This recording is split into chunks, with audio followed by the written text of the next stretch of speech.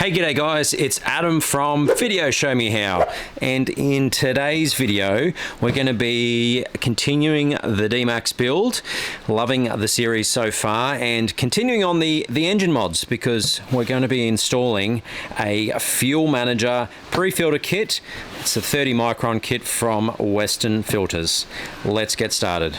So we're into some engine mods for the D-MAX, working on some reliability type mods. We've just installed the catch can. You can check that video up the top here. Now we're on to installing a secondary fuel filter into the D-MAX as well. And in true Western Filters style, we have the full kit here, which includes all the brackets, the hoses, the zip ties, every single bit that you need to get this installed.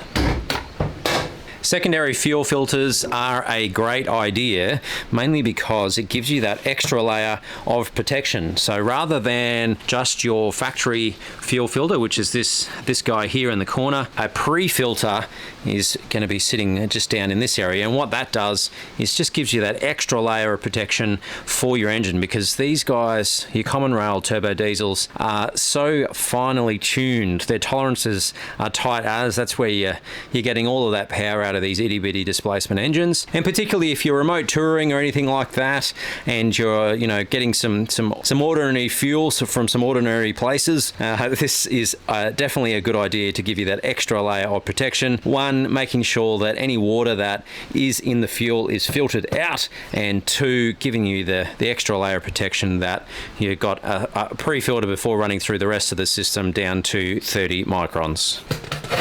So in the kit, in typical Western Filter style, you get absolutely everything you need, including a high quality fuel line, a vehicle specific stainless steel bracket, of course the actual fuel filter and bracketry, an additional fuel filter removal tool with, of course, bottle opener, and your bag of bolts, which has everything you need to complete this install, from zip ties to your thread tool, hose clamps, the whole box and dice.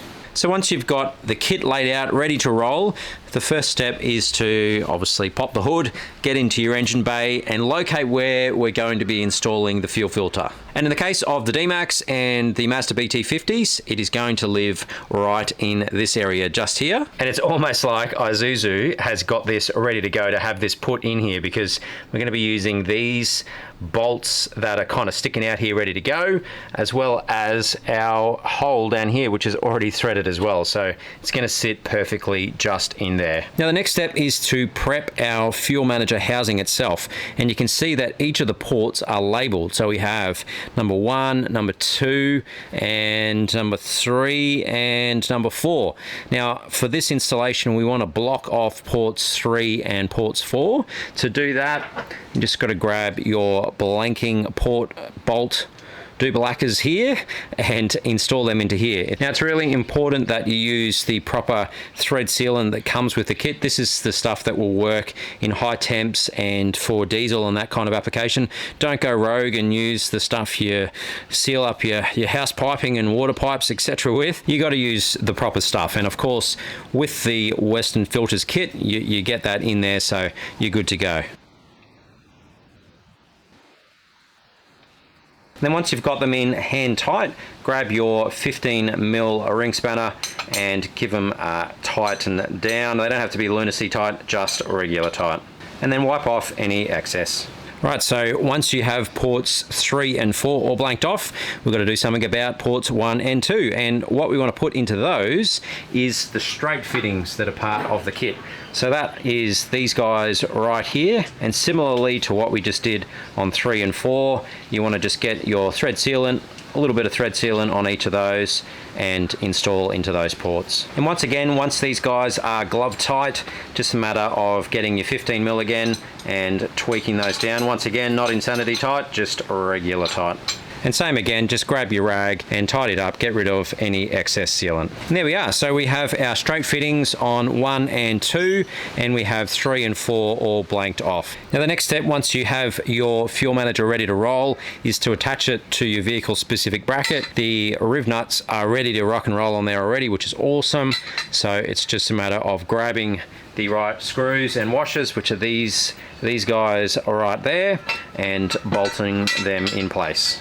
And this time you're going to need your 13mm spanner, and you just want to tighten the manager down onto the bracket itself. And there we go. We are good to install into the car. Now our next step is recommended, and that is to fill your nice new filter with some clean, fresh diesel. That is particularly important depending on the type of car you have. Now in our case, our factory filter has a pump on the top, and we will be able to pump that diesel through into this filter to prime the system. If you're able to though, fill this guy up and it's going to save you the trouble. And once you've done that, it's a matter of locating the filter bracket into the actual D-MAX, and you can see that we are going to be using these two guys, one there or one there. That's going to fit perfectly into our existing holes in our bracket,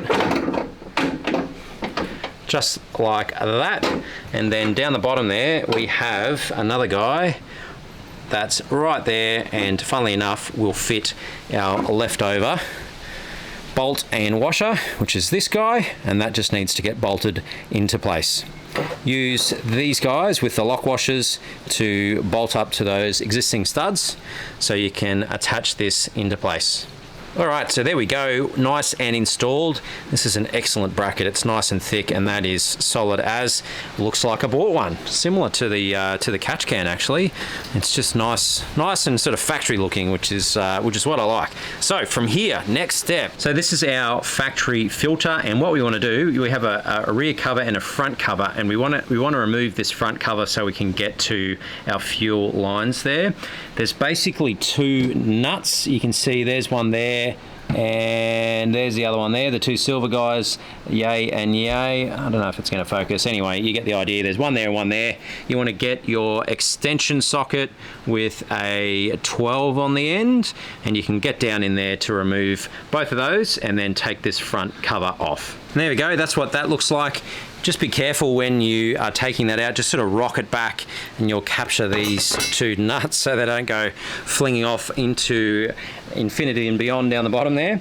And here we go. Now we've got access to our factory filter. So our next step is we need to put our pre-filter before our main filter. So what we're doing there, this guy here is the fuel in to the filter. So it runs down that line there, up and around, and then up into here. So what we want to do is we want to use this little clamp, get some pliers, ply that down, push him off the actual inlet here. You want to go down 75mm down that hose, chop, and then we can insert our new hose, so it'll run down here, down through there, through our nice little hole, into our pre-filter in one side, back out the other, and then rejoin into our factory filter. Now the hose here is likely to be on there quite tight. It may come off nice and easy for you. If not, get yourself a big flathead screwdriver, and you can just sort of push down sharply there, and it will just pop straight off. Like I said, it's not going to be gushing out diesel everywhere, but you will just get a little bit of a splash, so just have your rag hanging out down here ready to catch any spills. Now bearing in mind, you want to come down about the 75-ish mil, somewhere around there-ish. So it's going to be roughly around this bend down the bottom here. So you want to get a good pair of shears, something like these guys here, and you want to be able to cut straight there. There we go. So we have our little 75-ish mil section there. You can peel back the sheathing so that it exposes more of the pipe itself. And then from there we want to prep our bit of hose here so that we can have fittings on one side and the other and start running our new hose.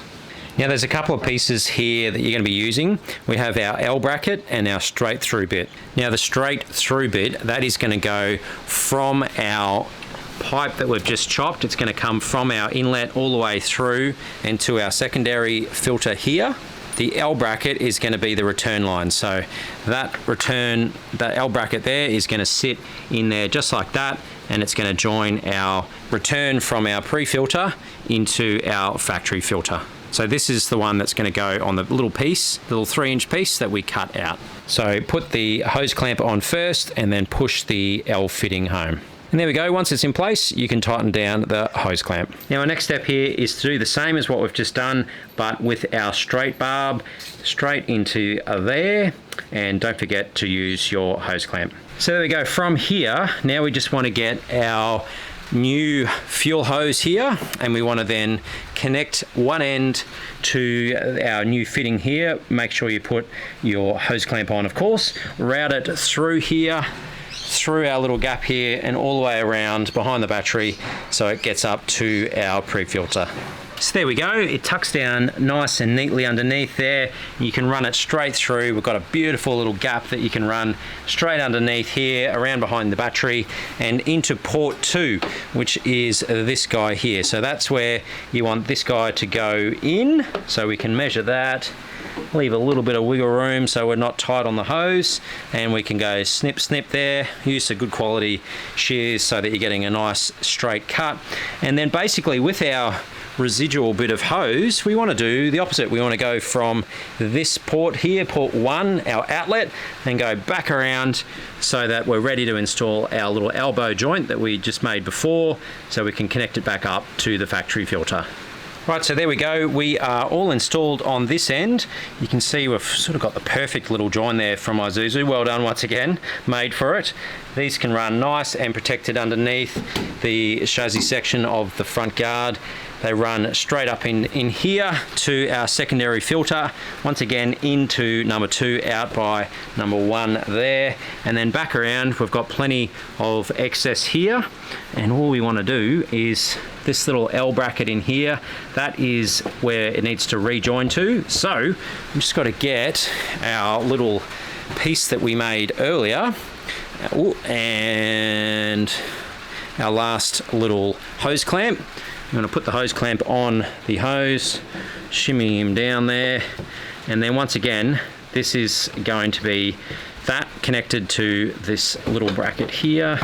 You can see our factory section there, so you just want to kind of measure it up, work out where you want to make your cut in this section of the hose, the new return line, and then connect it up. So there we go, all installed. Our new fuel lines running down to our pre-filter here in one side, filtered down to that 30 microns, and then back out and to our factory filter. And then finally, make sure that you use your conduit, and ideally before you install this, don't be a klutz like me. You can still put this stuff on through there, but obviously you're making life difficult for yourself, so make sure you install that beforehand so the fuel lines themselves are nice and protected. Then our final step is, before we put our front cover back in, recommend that we give the whole thing a test to make sure that we don't have any leaks, because if you install this guy, you're going to sort of all that bother to put it in there, and you're not going to be able to see down in there. So the final step is this top section here is your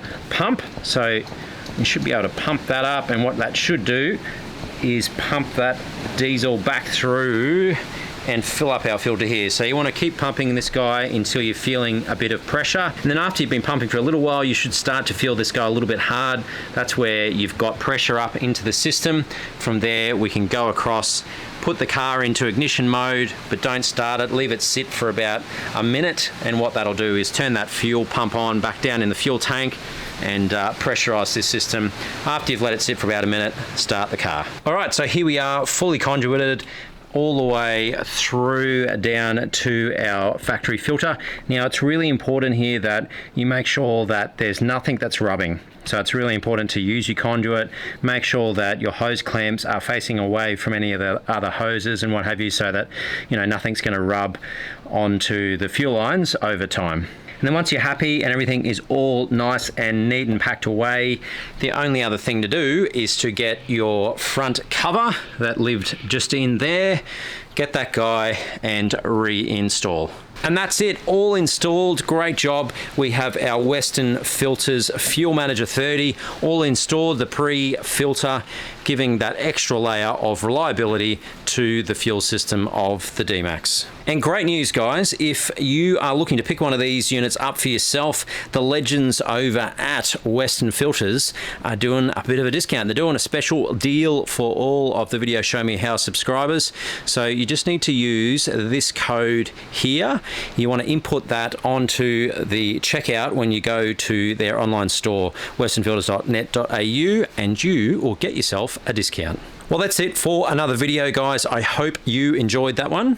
Be sure to share this video with any of your mates that you think may find it helpful as well. Massive, massive thanks and appreciation to all the members of the channel here. That little bit of extra support really doesn't go unnoticed, and I am truly grateful. But other than that, guys, as always, I hope that you have an amazing day, and I will see you in the next video. Cheers, guys.